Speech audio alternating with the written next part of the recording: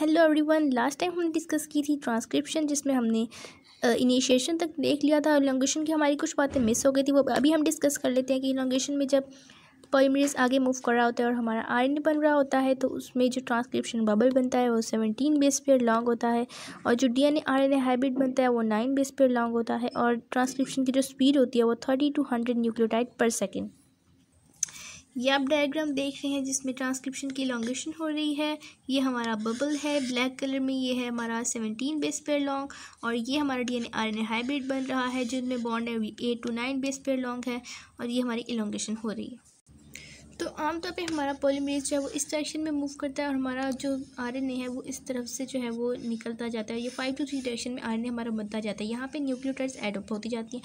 तो कभी कभार हमारी बैक ट्रैकिंग हो जाती है, जिसमें कि हमारा डीएनए पॉलीमरेज बैक की तरफ मूव करते हैं, जिसकी वजह से थोड़ा सा आरएनए स्ट्रैंड जो हमारा बन रहा है वो एक्टिव चैनल यानी जहाँ से न्यूक्लियोटाइड्स ऐड हो रही है वहाँ पे आ जाता है, जिसकी वजह से एक ब्लॉकेज सा क्रिएट हो जाता है। तो इसको सही करने के लिए ये दो हमारी प्रोटीन्स है, ग्री ए और ग्री बी, जिनमें कि पोटेंशियल होता है कि वो आरएनए को डिग्रेड कर दें, और इस तरह से वो इस जो ख़राबी है इसको रिमूव कर देती हैं। लास्ट पे हमारा रह जाता है टर्मिनेशन। टर्मिनेशन जो है ट्रांसक्रिप्शन की वो दो तरह से हो सकती है, एक इंडिपेंडेंट एक डिपेंडेंट।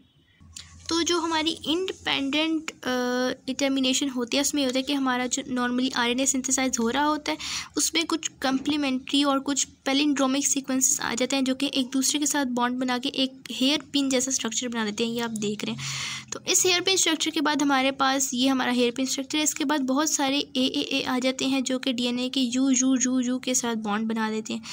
अब दो बातें होती हैं, एक तो इस हेयर पिन का बहुत सारा स्ट्रेस होता है यहाँ पे, और दूसरा ये AU बॉन्ड बहुत वीक होता है, जिसकी वजह से हमारी जो ट्रांसक्रिप्शन है वो इस पॉइंट पे आके ख़त्म हो जाती है। क्यों?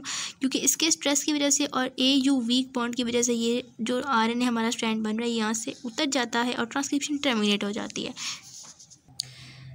दूसरी हमारी टाइप डिपेंडेंट टर्मिनेशन की होती है, जिसमें हमारा एक रॉ फैक्टर इन्वॉल्व होता है, और रॉ फैक्टर हमेशा RUT यानी red site of messenger RNA पे जाकर जुड़ता है। तो होता है कि जब हमारी रेड साइट एक्सपोज होती है तो जो रो फैक्टर है वो जल्दी से आकर रेड साइट पर बाइंड कर जाता है और डीएनए पॉलीमरेज की पीछे पीछे मूव करना शुरू कर देता है।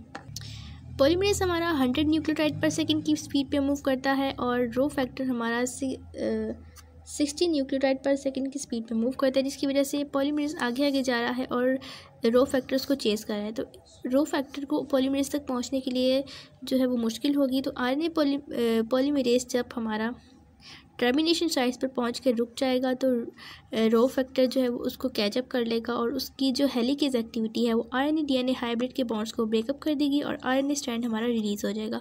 That's how the transcription is terminated.